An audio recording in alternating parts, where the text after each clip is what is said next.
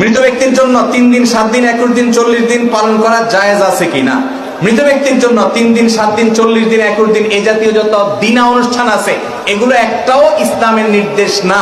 মনে রাখবেন, মৃত ব্যক্তিকে কেন্দ্র করে যত আনুষ্ঠানিকতা আমাদের দেশে হয়ে থাকে এর বেশিরভাগ আনুষ্ঠানিকতা আসছে আমাদের সাথে থাকা হিন্দু ধর্মাবলম্বী ভাইদের শ্রাদ্ধ থেকে। ওনাদের ধর্মেরটা ওনারা পালন করুক, সেটা তাদের ব্যাপার, কিন্তু মুসলমান আপনি সেটা টেনে আনতে পারেন না। ভালো করে শুনে রাখেন, কোন মানুষ মারা গেলে যে মারা গেছে তার ওয়ারিসদেরকে, তার আত্মীয় স্বজনদেরকে এলাকাবাসী খাওয়াবে, ঠিক না ঠিক? কারণ যে তার বাবাকে হারাইছে তার মন খারাপ, রান্না বাড়া করার মানসিকতা নাই, তার পুরো পরিবারকে এলাকাবাসীর দায়িত্ব খাওয়ানো, সকাল বিকাল খাওয়াবে, যতদিন পরে ততদিন খাওয়াবে, কমপক্ষে 3 দিন খাওয়াবেই। প্রথম একটু খাবার পাঠায় গামলায় করে, পাতিলে করে, এরপরে খাওয়ায় হলো 10 জন রে, এরপরে গরু জবাই করে পুরো এলাকার মানুষ তাদের কাছ থেকে খানা আদায় করে। এটা জায়েজ নাই।